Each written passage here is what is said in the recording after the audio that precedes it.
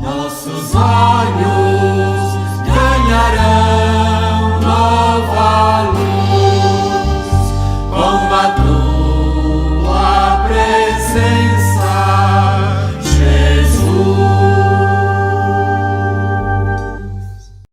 Olá pessoal, irmão e irmã, bem-vindo a mais um encontro nosso de quarta-feira. Shalom, paz para todo mundo, sobretudo neste momento em que a palavra paz tem que ser bem entendida de forma hebraica. Shalom, vida plena, porque hoje vamos estudar outro poder, os romanos, que usam a palavra paz como no fim da guerra. Quando mataram tudo, todo mundo está na pax romana. Muito bem. Falando sobre os romanos, nós então iremos falar sobre a divisão do território de Israel. Para entendermos um pouco como era articulado, organizado. E o que foi que esses camaradas aí fizeram de ruim para o povo. Vamos rapidamente, posso começar? Pode. Então, 1200 anos antes de Jesus Cristo, 1200, é que nós colocamos a saída do povo hebreu do Egito. O período dos reis, sobretudo Saul, Davi e Salomão, está lá entre 1900 antes de Jesus Cristo. Mas a partir dos 700 antes de Jesus Cristo, chega outro povo, os famosos babilônios, que conquistam. E depois dos babilônios, até 500 anos antes de Cristo. Olhem bem, 700, 500. Olhem bem agora. Depois dos babilônios, vencidos pelos persas, os persas dominam 150 anos. Depois dos persas, os gregos de Alexandre Magno vencem os persas e dominam até 63 anos antes de Jesus Cristo, quando os romanos chegam e conquistam com Pompeu, que era o cônsul, não era general nem imperador, naquele tempo era cônsul. Pompeu, imperador e cônsul de Roma, numa campanha, vence os gregos e conquista os territórios do antigo Alexandre Magno e suas descendências para o Império Romano. E Jesus nasce com o César Augusto, que era imperador, e Tibério, que era imperador de Roma. Muito bem. Agora, Ângelo, eu queria saber, a Palestina, ela era dividida em quantas partes, territórios, vilas, cidades, como era essa divisão? Vamos devagar. Palestina, no tempo de Jesus, este território não era chamado Palestina. Um não. momentinho aqui. Eu não sei se vocês lembram, mas nós já tratamos sobre esse assunto lá atrás, num bônus. Mas agora nós estamos falando especificamente dessa divisão territorial. Vamos ver. Os babilônios, quando 700 anos antes de Jesus Cristo, quando vieram conquistando a terra para querer conquistar até o Egito, então muita coisa, mas não conseguiram conquistar o Egito, mas conseguiram chegar até aquele território que nós chamamos Palestina. E conquistar um território, e a parte norte deste território, que depois nós chamaremos Palestina, foi identificada como província de Galileia. E depois foi esta parte, a província, e depois a parte depois da Galileia chamaram de província de Samaria. Do jeito que estes nomes não vêm do Antigo Testamento, o Antigo Testamento chama Reino do Norte e Reino do Sul. Isso mesmo. Então, estes nomes vêm do conquista dos babilônios. Tá certo? Até aí. E onde é que estavam os hebreus neste período? O grupo hebreu, depois dos babilônios, o grupo mais forte tinha fugido do norte para aquela região de montanha chamada Judeia. Muito bem. Agora, a Galileia, Ângelo, ela era governada por quem? A Galileia, na verdade, como eu acabo de falar, era província de Babilônia. Depois da derrotada do Babilônia, se tornou uma província dos persas. E depois, praticamente, se tornou uma província dos gregos. e depois uma província dos romanos. E o rei Herodes? O rei Herodes, quando os romanos, 63 anos, conquistaram, antes de Cristo, conquistaram este território, eles, conquistando os judeus, que nós chamamos os hebreus, não queriam dominar, mas não queriam colocar um rei fantoche dos judeus, porque os judeus eram conhecidos pela consciência de ser o povo de Deus, e ele não queria ser dominado. Daí estavam de saco cheio da escravidão da Babilônia, da escravidão do Egito. Queria ser o povo de Deus livre.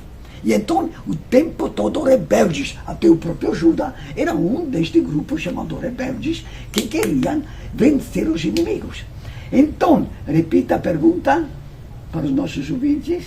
Quem governava a Galileia? Quem governava? Os romanos espertos, eles não colocaram um romano, mas chamaram um vizinho de Roma, a sul da Judeia, a sul de Jerusalém, uma região chamada Idumea, e chamado Herodes. E levaram Herodes para Roma, para ser educado em Roma, quando era jovem. Depois de jovem, eles impulsaram Herodes, o Grande, que nós chamamos de Herodes o Grande. O Herodes o Grande é aquele que logo queria matar Jesus, só para termos uma ideia. Herodes o Grande, quando foi nomeado rei dos hebreus, para agradar os hebreus, o que ele fez? Mandou reconstruir o templo de Jerusalém, 20 anos antes de Jesus Cristo. Então, era bem próximo. Até porque já não existia, porque foi derrotado e tudo. Então, mandou construir o templo, reconstruir um templo muito bonito, para agradar, repito, os judeus. 20 anos antes de Jesus Cristo. Dizem os historiadores, né, os estudiosos, que era um edifício mais bonito da época. E então, região. Herodes caprichou mesmo. Ele também construiu algumas cidades, né? Tem Cesareia de Filipe. Isso mesmo. Para puxar o saco do imperador, então chamam de Cesareia, porque um descendente do César, imperadores, então todos eram Césares. Até que hoje em dia, lembramos na Rússia, antes de ser conquistada pelos socialistas, a Rússia tinha um imperador que chamavam de Czar. A palavra Czar vem do latim César. Então a palavra Czar significa o imperador ditatorial. Então vamos ver. Então, muito bem. É neste período, eu tenho uma pergunta. Isso, neste período, que quando nasce Jesus, então este Herodes, o Grande, quer matar, porque não tem concorrente, não quer ninguém. Todo mundo conhece então a história, que manda matar um bocado de crianças. E este Herodes morre 4 anos, o ano 4 antes de Jesus Cristo. Na verdade, Jesus tinha 1 ou 2 anos quando Herodes morreu. Muito bem. Já que estamos falando de imperadores, de governo, de poder romano, eu quero saber uma perguntinha. Pois não. Uma coisa. Os romanos tinham poder efetivo, mas eles deixavam os judeus com uma grande autonomia. Me responda, me fale um pouquinho sobre essa autonomia. Em que os judeus tinham autonomia? Primeiro, não deixaram os judeus, eles não governavam, mas deixaram Herodes, que era um vizinho dos judeus. Depois, a autonomia era sobretudo de caráter religioso, mas uma religioso entendida como eles ontem, que é um pouco como a religião muçulmana hoje, que não fazem distinção entre religião e política. Está vendo, não? Então, religião e política era uma coisa só, porque Deus era o rei, Deus era Deus do povo, e não somente da fé, era o Deus do povo. Então, é interessante isso, porque a autonomia dos romanos, que os romanos deixaram, era: vocês judeus, permitimos que vocês judeus adorem Javé. E então não obrigamos vocês a reconhecer o imperador de Roma como filho de Deus. Lembra que os egípcios, o faraó, se considerava filhos de Deus. O Deus Sol, né? O Deus Sol e tudo isso. Então os romanos deixaram uma organização. Tinha sumos sacerdotes, tinha doutores da lei, tinha fariseus, tinha saduceus e tinha até zelotes. Mas cuidado, os zelotes eram um grupo perigoso. Este grupo que queria tanto zelo pela casa de Deus, que eles faziam questão de matar escondidas, no escuro, matar soldados romanos soltos, perdidos no mato, que não estavam organizados em companhia, em pelotão, em exército. Muito bem. Agora, na Galileia, Herodes era o grande amigo do imperador, tá? E ele fazia de tudo para agradá-lo. Aí que você falou que ele puxava o saco, construindo a cidade, nomeando com o nome do imperador e tal. Agora, na Samaria... E tem outra coisa. Fale lá. E cobrando impostos, junto com o templo, cobrando impostos com os famosos publicanos, que cobravam impostos para Herodes, que era o rei local, para o imperador lá de Roma, para o templo, que era o famoso dízimo, e um pouco para o bolso deles. Muito bem. Voltando, né? Na Zaqueu, né? Na Judéia e na Samaria, o procurador deixava o sinédrio, né? O governo judeu exerceu o poder. Ele nomeava grandes sacerdotes e só intervinha quando tinha agitação. O sinédrio tinha 70 pessoas, não número 70, número bíblico, número famoso. O sinédrio era composto, não era eleito pelo povo, não era gente humilde. Não era democrático. Não, e não era para gente pobre. Era somente para sumos sacerdotes nomeados pelo Império Romano. Até o sumo sacerdote nomeado pelo Império Romano. Você imagina um bispo nomeado pelo presidente da República? Nem o governador é nomeado presidente, hoje nós elegemos. Às vezes acertamos e outras vezes não acertamos. É ou não é? Naquele tempo, o sumo sacerdote, que fosse Anão, que fosse Caifás, era nomeado e reconhecido pelo Império Romano. É claro que os dois ainda bem apelegados. É ou não é? Não por nada, na morte de Jesus Cristo, o Pôncio Pilato, que era o governador, diante do povo instigado pelos doutores da lei e pelos sacerdotes, o que faz? Tá bom, eu reconheço que Jesus não tem culpa nenhuma, mas se vocês querem matar, eu lavo as mãos. E Pôncio Pilato deixa aos judeus a condenação. Porém, a execução de Jesus não é pelos judeus, porque a execução judia era atirar pedras e matar, como fizeram com a prostituta, matar. A execução de Jesus é na cruz. É uma execução do poder do Império Romano. Por quê? Porque a pessoa estava exposta durante todo um dia, meio-dia, até morrer, para todo mundo ver que rebelde, terrorista, que Jesus foi considerado como rebelde, terrorista, inimigo do povo romano e do Império, tinha que morrer na pior vergonha. Muito bem. Agora, Ângelo, eu vou falar um pouquinho aqui, um assunto, e eu quero que você ali vá nos direcionando, tá bom? Pois não, vamos ver, na medida que puder. Tá, falamos de poder, falamos de Roma, falamos quem manda, quem não manda. Agora, qual era o poder dos judeus? Né? Nós sabemos que nas aldeias os problemas eram resolvidos por um conselho de anciãos.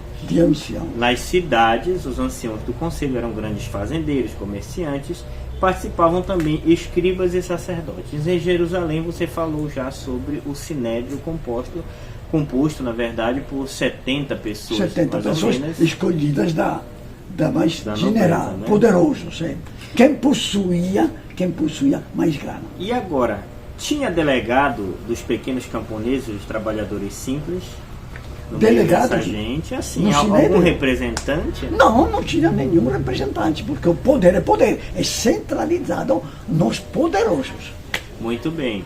Então, não tinha nem vereador. Vereador. Hoje ainda a gente se pergunta, às vezes, para que serve um vereador? Deveria verear. fiscalizar, acompanhar. Muito bem. Então, minha gente, nós fizemos essa nossa introdução de alguns minutos, né, e falamos sobre zelotes, falamos sobre o sinédrio, mas ainda tem saduceus, fariseus, etc. Mas tudo isso nós vamos acompanhar no nosso próximo bônus. Me permita mais meio minuto. Vamos dar. Vamos dar. E então os sacerdotes? Qual era o poder dos sacerdotes? Primeiro, o poder religioso do templo. E templo era uma questão de dinheiro, de muito dinheiro, além de muitos sacrifícios, de concentração, de tudo era a religiosidade popular. Segundo, os anciãos. Quem eram os anciãos? Em geral, eram os chefes das famílias poderosas, os mais antigos. Então, estes faziam parte, os anciãos, faziam parte do conselho. Que mais? Os latifundiários. Não eram latifundiários como agora no Brasil. Eram bem menores, mas eram os possuidores da terra. E que mais? Os grandes comerciantes daquele tempo. Não tinha nem líder, nem atacadão, nem...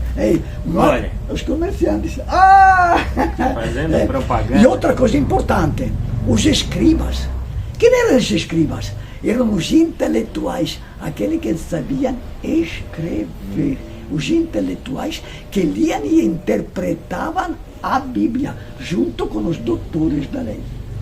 E os fariseus? Quem eram os fariseus? Aqueles que nós chamamos aquelas pessoas que é sempre muito religiosa. E que não é religioso somente para si, que fiscaliza o povo e cobra do povo o cumprimento perfeito da lei dos 613 mandamentos da Bíblia. Estas grandes...